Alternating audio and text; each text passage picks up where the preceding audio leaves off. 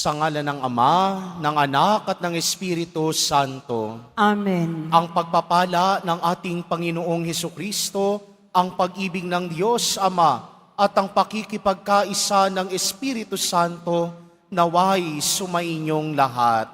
At sumaiyo rin. Mga minamahal kong kapatid, ngayon ay ginugunita natin si San Cirilo at San Metodio, monghe at obispo ng simbahan. Ang araw din na ito ay araw ng ating pamimintuho sa mahal na Poong Hesus Nazareno. Kaya sa misang ito, dumulog tayo sa mawaing Panginoong nagpapatawad ng lubos. Sinugong tagapagpagaling sa mga nagsisisi, Panginoon, kaawaan mo kami. Panginoon, kaawaan mo kami. Dumating na tagapag-anyayay mga makasalanay magsisi, Kristo, kaawaan mo kami. Kristo, kaawaan mo kami. Nakaluklok ka sa kanan ng Diyos, Ama, para ipamagitan kami. Panginoon, kaawaan mo kami. Panginoon, kaawaan mo kami. Kaawaan tayo ng makapangyarihang Diyos, patawarin tayo sa ating mga kasalanan at patnubayan tayo sa buhay na walang hanggan. Amen. Manalangin tayo. Ama naming makapangyarihan, pinasapit mo sa mga bansa sa silangang Europa ang liwanag ng mabuting balita nung ito'y ipangaral na magkapatid na sina San Cirilo at San Metodio. Ang aming buong pagkatao ay mapuspos nawa ng liwanag ng kabatiran tungkol sa iyong salita. Kami naway maging sambayanang nagniningning sa ganap na pagkakaisa sa matapat na pananampalataya at maaasahang paninindigan. Sa pamamagitan ni Hesukristo, kasama ng Espiritu Santo, magpasawalang hanggan. Amen. Magsiupo ang lahat. Pagbasa mula sa aklat ng Henesis. Ang ahas ang pinakatuso sa lahat ng hayop na nilikha ng Panginoon. Minsay, tinanong nito ang babae, "Totoo bang sinabi ng Diyos na huwag kang kakain ng anumang bungang kahoy sa halamanan?" Tumugon ang babae, "Hindi naman. Ipinapakain sa amin ang anumang bunga ng halamanan, huwag lamang ang bunga ng puno na nasa gitna niyon. Pag kami raw ay kumain ng bunga nito, o humipo man lamang sa punong iyon, mamamatay kami." Hindi totoo yan. Hindi kayo mamamatay. Wika ng ahas. Gayon ang sabi ng Diyos, sapagkat alam niya kung kakain kayo ng bunga niyon, magkakaroon kayo ng pagkaunawa. Kayo'y magiging parang Diyos. Malalaman ninyo ang mabuti at masama. Napakaganda sa paningin ng babae ang punong kahoy, at sa palagay niya'y masarap ang bunga nito. Nabuo sa isipan niya na mabuti ang magiging marunong. Kaya't pumitas siya ng bunga at kumain. Kumuha rin siya para sa kanyang asawa at kumain din ito. Nagkaroon nga sila ng pagkaunawa matapos kumain. Noon nila nalaman na sila'y hubad. Kaya kumuha sila ng mga dahon ng igos, pinagtagni-tagni at ginawang panakip sa katawan. Pagdadapit hapon, narinig nilang naglalakad sa halamanan ang Panginoon.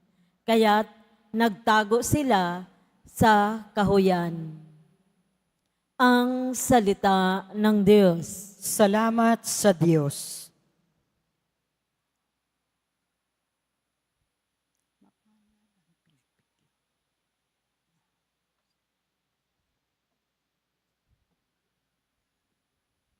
Mapalad ang pinagbigyan, mahango sa kasalanan. Mapalad ang pinagbigyang mahango sa kasalanan. Mapalad ang tao na pinatawad na yaong kasalanan. Nalimot na rin ang kanyang nagawang mga pagsalangsang. Mapalad ang tao sa harap ng poon ay di naparatangan, dahilan na siya ay di nagkasala at hindi nanlinlang. Mapalad ang pinagbigyang mahango sa kasalanan. Ako ay lumapit sa iyong harapan at salay inamin. Ang aking ginawang mga pagsalansang, di ko inilihim. Pinagpasyahan kong ang lahat na ito sa iyo'y idain at aking natamo ang iyong patawad sa sala kong angkin. Mapalad ang pinagbigyang mahango sa kasalanan. Ang lahat ng tapat sa panahong gipit dapat manalangin upang bumugsuman ang malaking bahay, di sila abutin. Mapalad ang pinagbigyan mahango sa kasalanan. Kublihan ko'y ikaw, ikaw ang sasagip. Kung nababagabag, aking aawitin ang pagkakalinga at ang iyong pagliligtas.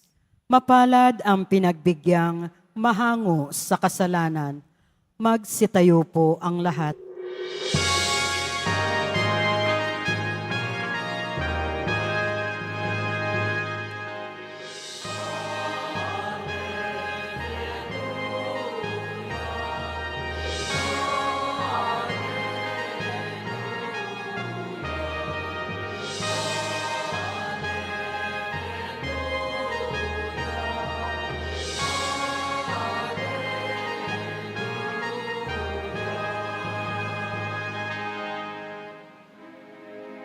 Kami iyong pangaralan upang aming matutuhan ang salitang bumubuhay.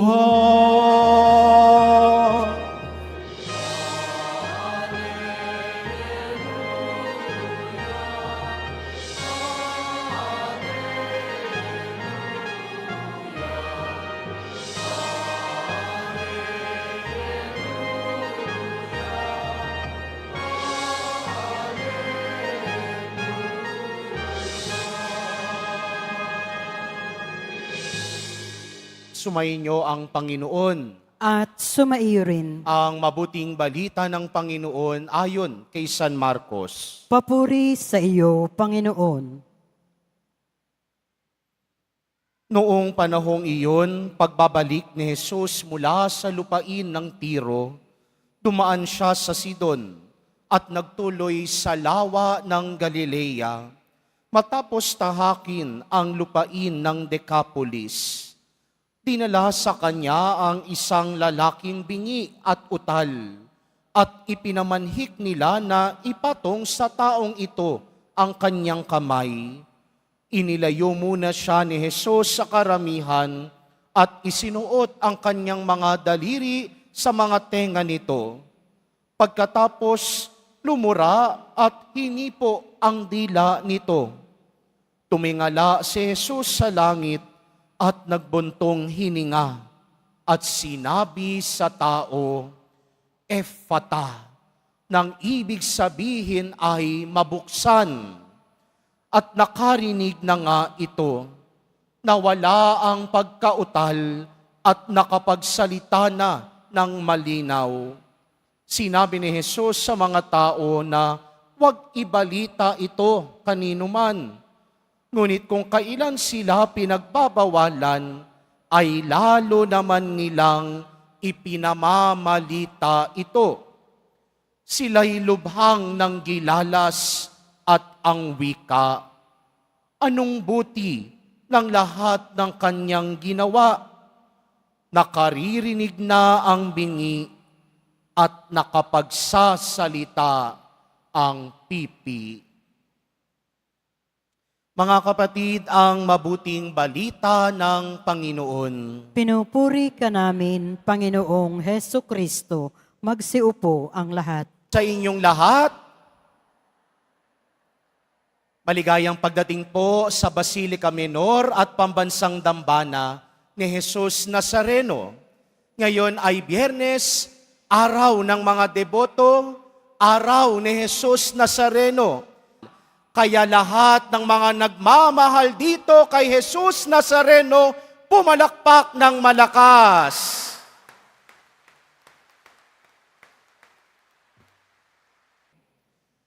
At alam nyo, kahit hindi February 14, tuwing araw ng Biyernes, maituturing na araw ng puso. Hindi lang araw ng mga deboto, pero araw din ng mga nagmamahal. Araw din ng mga sugatan. Kaya sa araw na ito, sa araw ng Biyernes, muling sinasariwa natin at itinataas natin kay Jesus Nazareno ang mga sugat din ng ating puso. At alam nyo, lahat ho tayo dito, minsang ding dumaan sa mga sugat. Minsan ding naging sugatan.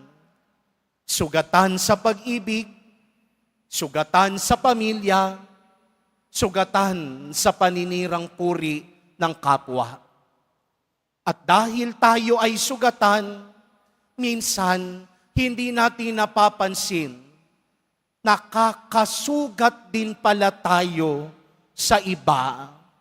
Iniisip natin na kailangan nating maghiganti. Kailangan nating sugatan din ang iba dahil naranasan din nating masugatan. Pero yun ba ang gustong mangyari ni Jesus Nazareno? Gusto niya rin bang sugatan ang mga taong sugat na? At alam niyo ho, kapag ang sugat na hindi gumagaling, ang sugat na hindi nahihilom, hindi ho ba nagkaka-impeksyon? Hindi ho ba kapag ang sugat hindi pinagagaling, ipinagsasawalang bahala, maaaring makapagsanhi sa mas malaking sugat? At ganun din sa kanya-kanyang sugat ng nakaraan natin. Kapag hindi natin tinutulungan ang sarili na mahilom, kapag hindi natin hinahayaan si Jesus Nazareno na hilumin ang sugat natin, maaaring makasugat din tayo sa kapwa. Sa Ebanghelyo narinig natin ang kwento ng pagpapagaling ni Jesus sa isang sugatan. Inilapit kay Jesus ang isang mamang bingi at utal. Habang buhay na siyang naging sugatan, pero sa pakikipagtagpong yaon niya kay Jesus, nahilom at nagbago ang buong pagkatao ng mamang iyon. Anong ginawa ni Jesus Nazareno sa kanya? Itinabi ni Jesus siya mula sa karamihan, malayo sa karamihan. Isinuot ang daliri sa tenga, lumura, hinawakan ang dila. Ipinatong ang kamay, tumingala sa langit, at hiningahan at sinabi, Ephata. At sa tuwing hinihingahan ng Diyos ang isang bagay o ang isang tao, nagkakaroon ng buhay. Saan natin narinig ang paghinga ng Diyos? Hindi ba sa aklat ng Henesis? nang likain ng Diyos ang tao. Hiningahan ng Diyos ang tao para magkabuhay. Sa wikang Hebreo, maganda ang salin. Ruwak. Sabihin nyo nga, ruwak.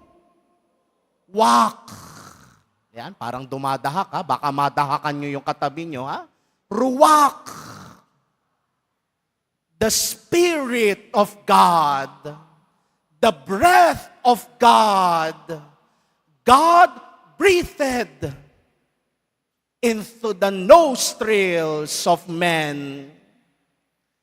Kaya nang hingahan ng Diyos ang tao, nagkaroon ng buhay ang tao.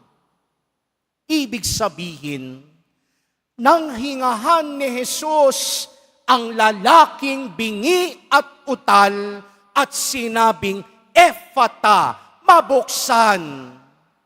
Hindi lang pinagaling ni Jesus ang pagkabingi at pagkautal ng lalaki. Hindi lang hinilom ni Jesus ang sugat ng lalaking ito. Pero kaalinsabay ng pagpapagaling na yun ay ang paghihilom ni Jesus sa kasaysayan ng taong iyon. Kaya anong nangyari sa dulo?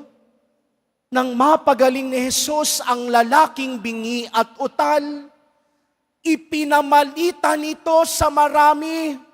Ang bili ni Jesus, wag na wag mong sasabihin ha. Pero ipinamalita niya sa marami dahil ang indikasyon ng taong magaling, ng taong pinagaling ni Jesus Nazareno, na ikukwento sa iba ang karanasan ng kanyang pagpapagaling. Kaya indikasyon ng taong nahilom na sa sugat ng kanyang nakaraan, kaya nang ikwento sa iba ang mapait na karanasan na binago ni Jesus Nazareno.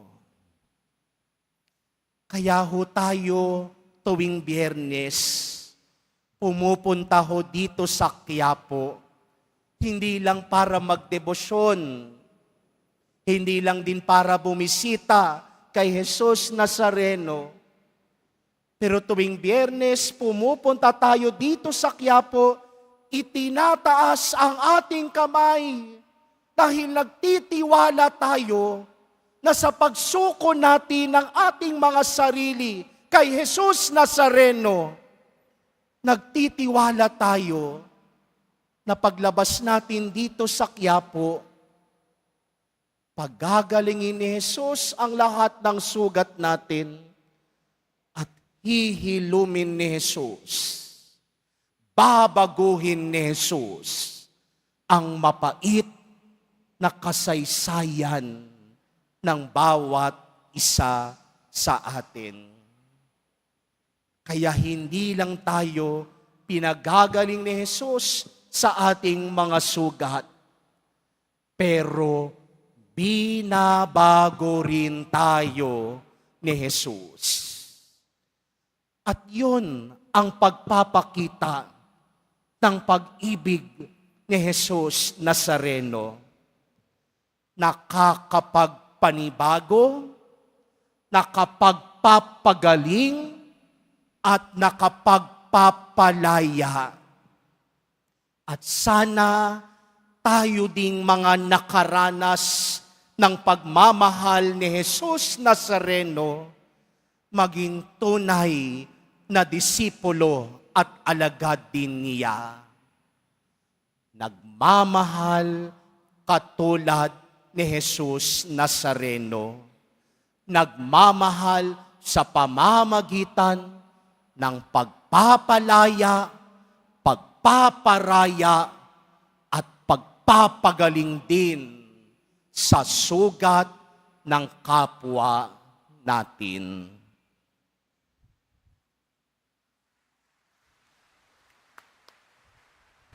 Magsitayo po ang lahat. Minamahal kong mga kapatid, natunghayan natin sa Ebanghelyo si Jesus na tumugon sa pangangailangan ng bingi. May pananalig tayong manalangin sa Diyos Ama upang tumugon din siya sa ating mga pangangailangan.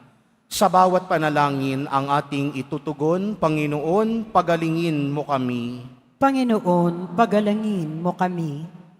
Ang simbahan at ang kanyang mga miyembro naway maging bukas sa mensahe ng pagpapagaling ng Ebanghelyo.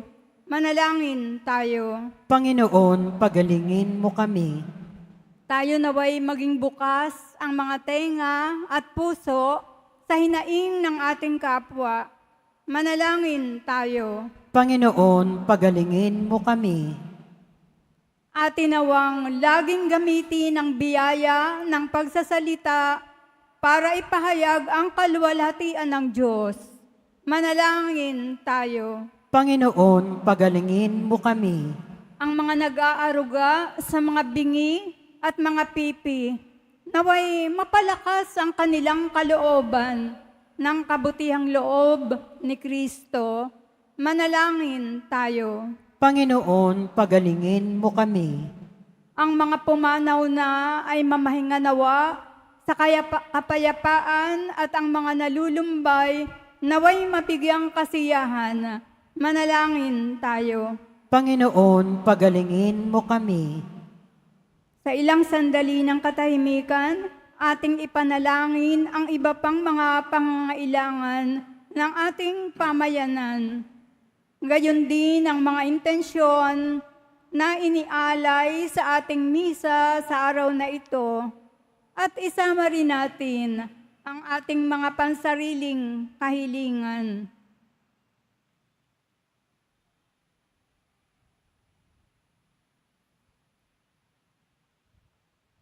Manalangin tayo. Panginoon, pagalingin mo kami. Walang hanggang Ama, hilumin mo ang aming mga pagkamakasarili at buksan mo po ang aming mga puso sa pagtanggap ng mabuting balita ng kaligtasan. Pinihiling namin ito sa pamamagitan ni Kristong aming Panginoon. Amen. Magsiupo ang lahat.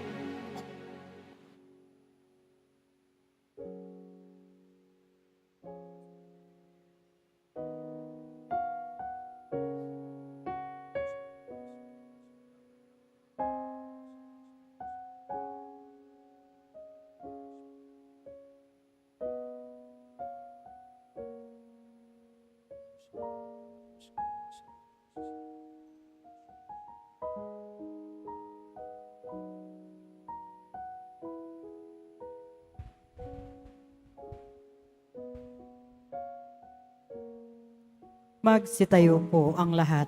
Manalangin kayo mga kapatid upang paghahain natin ay kalugdan ng Diyos amang makapangyarihan. Tanggapin nawa ng Panginoon itong paghahain sa iyong mga kamay, sa kapurihan niya at karangalan sa ating kapakinabangan at sa buong sambayanan niyang banal. Ama naming lumikha, tunghayan mo ang mga alay naming nasa dambana, ngayong sina San Cirilo at San Metodio ay ginugunita upang ang paghahaing ito na sa kanila'y nagpadakila ay magdulot sa amin ng patawad mong sagana.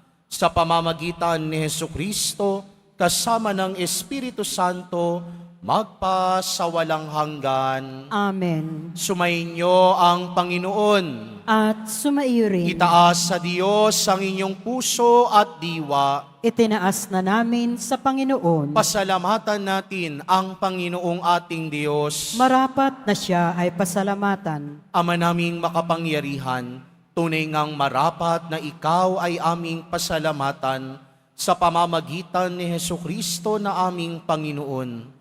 Ngayong sila San Cirilo at San Metodio ay pinararangalan sa pamumuhay nilang totoong uliran at pagiging maaasahan sa panunungkulan. Kaya't si Hesukristo na maaasahan sa katapatan ay inihahayag sa pangangasiwa sa sambayanan. Ang malasakit na mga ulirang tagapangasiwa noon ay nagpapatuloy magpahanggang ngayon sa mga panalangin kanilang iniuukol. Kaisa ng sambayan ng mong dito'y nagtitipon. Kaya kaisa ng mga anghel na nagsisiawit ng papuri sa iyo nang walang humpay sa kalangitan, kami nagbubunyi sa iyong kadakilaan.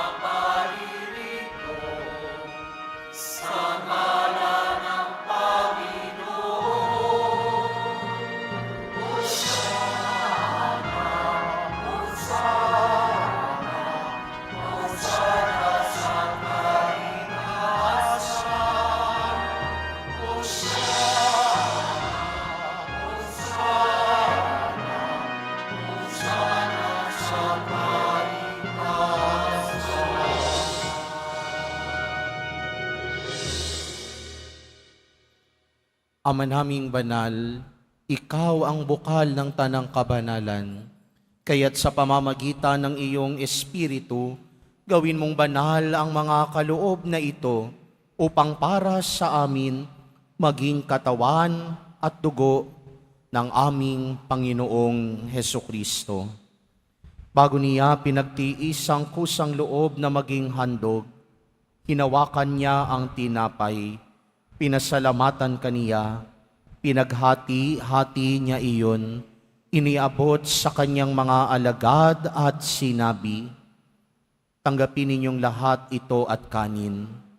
Ito ang aking katawan na ihahandog para sa inyo."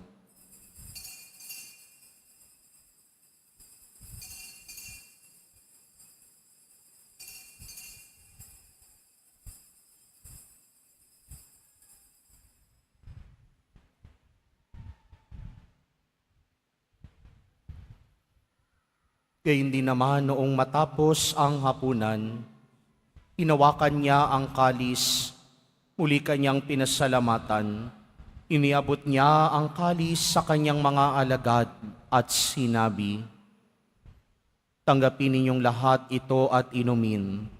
Ito ang kalis ng aking dugo, ng bago at walang hanggang tipan. ang aking dugo na ibubuhos para sa inyo at para sa lahat sa ikapagpapatawad ng mga kasalanan. Gawin ninyo ito sa pag-alala sa akin.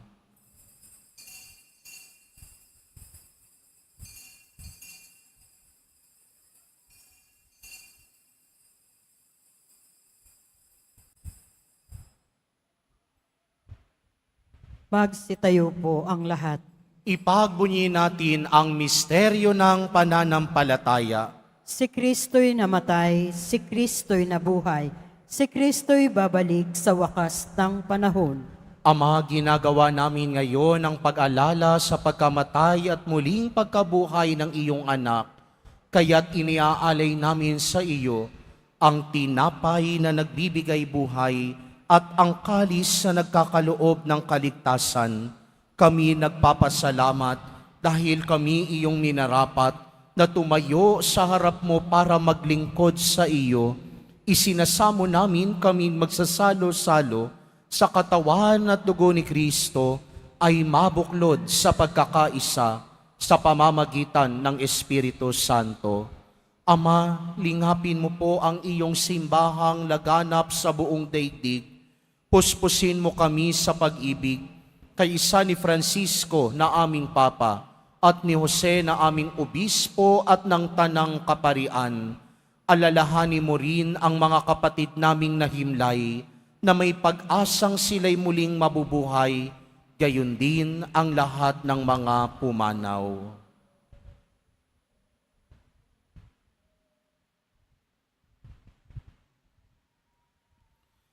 Kawaan mo sila at patuloyin sa iyong kaliwanagan.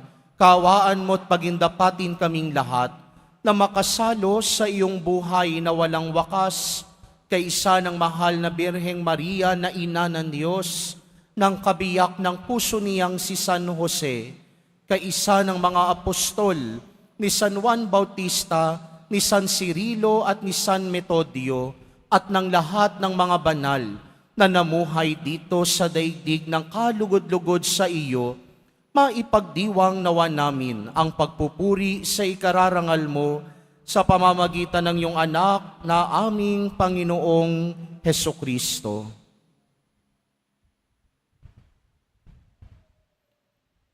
Sa pamamagitan ni Kristo, kasama niya at sa Kanya, ang lahat ng parangal at papuri ay sa iyo, Diyos amang makapangyarihan, kasama ng Espiritu Santo, magpasawalang hanggan.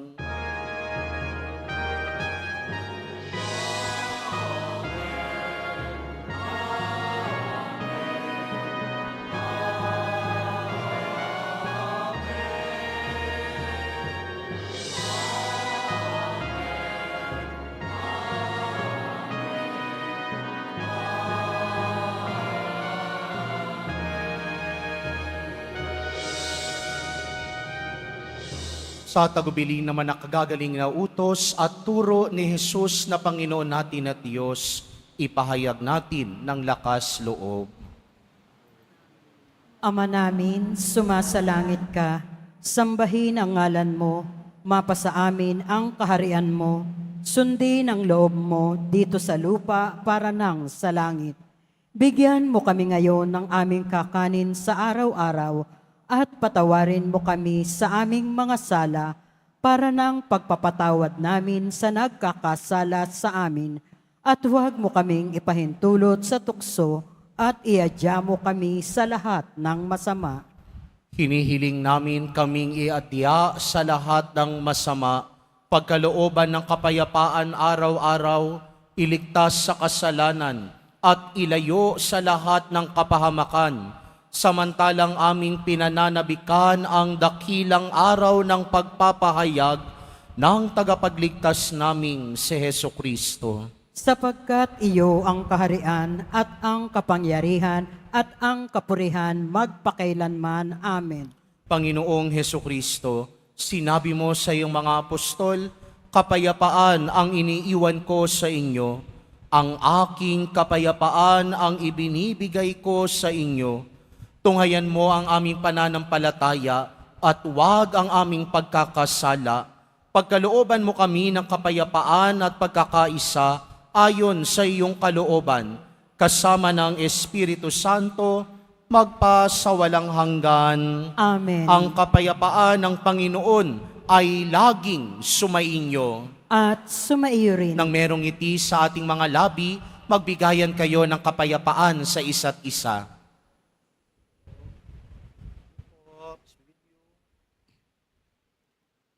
Kordero ng Diyos na nag-aalis ng mga kasalanan ng sanlibutan, maawa ka sa amin.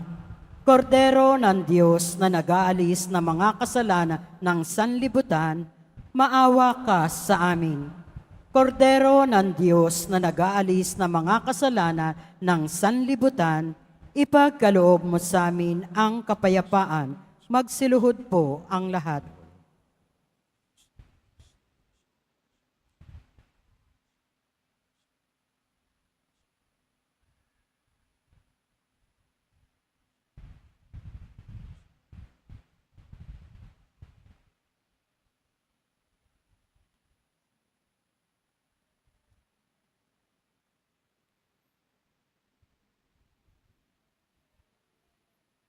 Ito si Jesus, ang kordero ng Diyos, na nag-aalis ng mga kasalanan ng sanlibutan.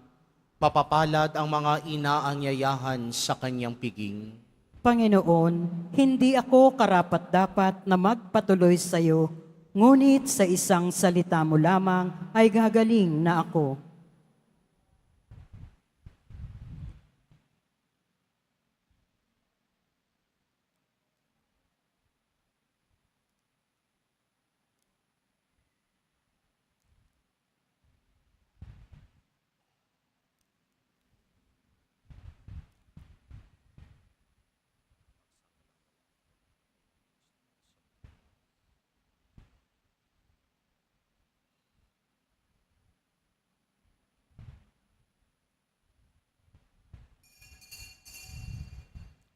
Para sa lahat ng tatanggap ng banal na komunyon, sasagot po tayo ng amen pagkasabi ng pari o lay minister ng katawan ni Kristo at isubo agad sa bibig bago umalis sa harapan ng pari o lay minister. Sumunod po tayo.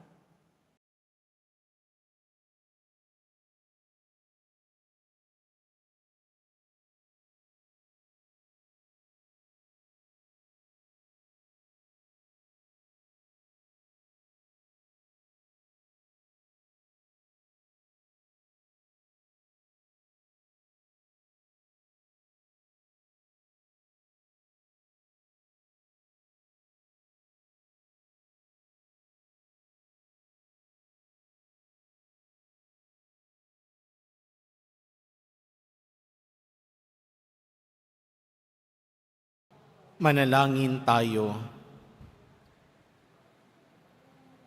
Ama naming mapagmahal, ang mga nakinabang ngayong ginugunita sina San Cirilo at San Metodio ay pagtibayin nawa at pag-ibayuhin sa paninindigan sa kabuuan ng pananalig at sa pagtahak sa ipinakitang landasing hahantong sa pagkasagip sa pamamagitan ni Hesukristo kasama ng Espiritu Santo, magpasawalang hanggan. Amen. Sumainyo ang Panginoon. At sumaiyo rin. Mahal na poong Jesus Nazareno, inihayag mo sa pamamagitan ng krus ang walang maliw na pag-ibig ng Diyos sa sangkatauhan. Pakinggan mo ang kahilingan, lalo na para sa mga nangangailangan ng iyong tulong at awa. Makamtan nawa namin ang iyong kasagutan na may utang na loob na tinatanaw. Basbasan din po ninyo itong mga imahen at dasalan upang lalo kaming manalangin at magtiwala. Sa pamamagitan ng bendisyon na ito, naway lalo kaming maging mapaglingkod, masunurin at tapat sa iyo na aming maluwalhating Panginoon, magpasawalang hanggan. Amen. Pagpalain at pag-ingatan kayo lagi ng makapangyarihang Diyos, Ama, Anak, at Espiritu Santo. Amen. Naialay na ang banal na Eukaristiya, humayo kayong taglay ang pag-ibig at kapayapaan ng poong Jesus Nazareno. Salamat sa Diyos.